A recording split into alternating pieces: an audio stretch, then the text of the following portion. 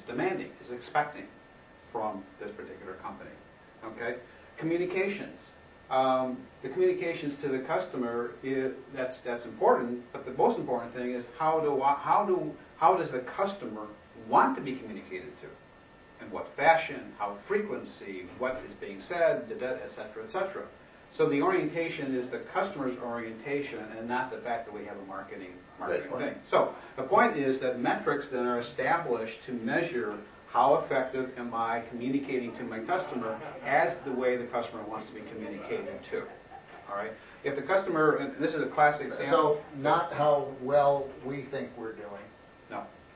Nor what kind of output is coming out of our department in terms of the number of something. Right. But in terms of something that's outside us, in terms of saying, okay, out here in the customer, and we can't even, we have to say, well, wait a minute, we don't know how well we're doing until we ask that customer. Right. Okay. And it's a question of asking, it's a question of observing, it's a question of measuring what the customers are doing. And when I talk about customers, you can't generalize across the broadest spectrum of customers. You have to break the customer down into segments and things that are comparable, that are like. Okay, I can't deal with a mass set of customers because I'm not going to be able to communicate with every customer in the fashion to which they want to be communicated in general. I need to be able to establish segments of my customer that have like minds so that I can understand how they want to be communicated, what the service offering it is, so that I can direct my conversation directly to a customer. It happens to be a segment of customers. Right? How I communicate is an interesting thing because I'm not sure if people, a while back we had a situation where one of the pizza companies, I won't name their name, but if you were watching TV, I swear every 15 minutes you had the same commercial from the same pizza company, and I swear I'll never go into that pizza company, that establishment ever again because I saw that ad 90 million times, and for all practical purposes, I am so turned off by hearing the name and the jingle and everything else. It was infuriating. The point is that I, as a customer, I would suspect as any customer, seeing the same commercial every 10 minutes or 15 minutes for hours on end is infuriating. I think that has something to do with the optimal frequency. Right. So what was the opposite frequency? And also it was the same commercial. So they spent buku money to placing the same ad over and over and over, week after week after week, and they could have spent the money on producing a different commercial and got a completely different Why reaction. would you think that they would do that? They'd probably get a good deal. They got a good deal on the space or on the airtime. Yeah. But the same point, the point is, so it's the marketing perspective.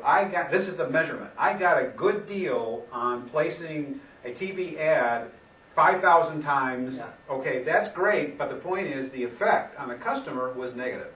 So I hit my measurement goal because I got cheap advertising and I had a great frequency, but it pissed everybody off because it was too much. So I met my metrics and I looked really good internally. In terms of numbers. In terms of cost per impression.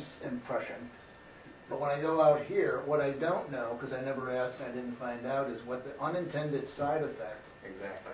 Is it working? Often, the unintended side effect is no, negative. It's not working. Exactly.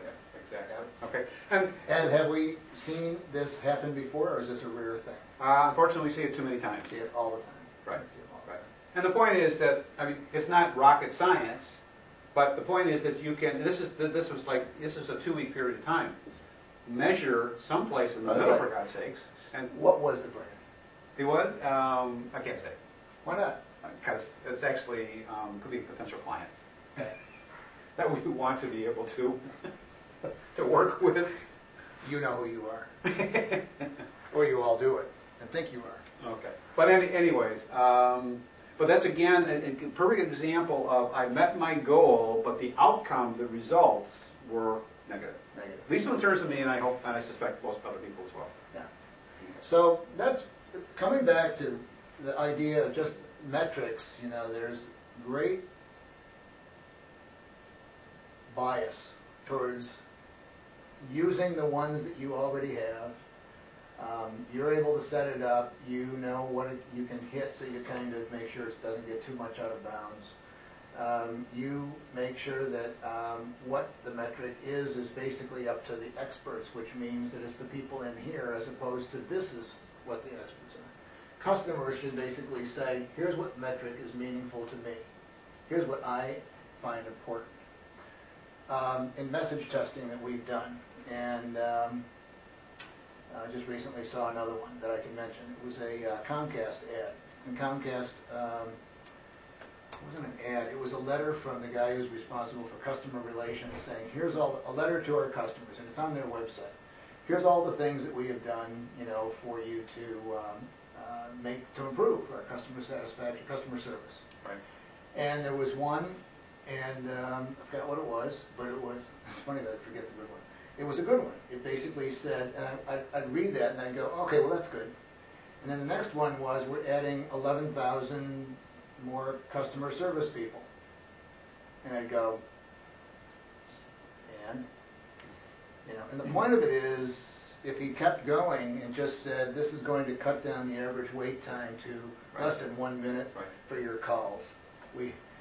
This is what we calculate it's going to take to be able to do this, and we're working hard to do this. Right. Then I'm saying, okay, you got to me. You've got a benefit that's me. Right. My idea, the customer's idea of what the metric should be has got to be considered.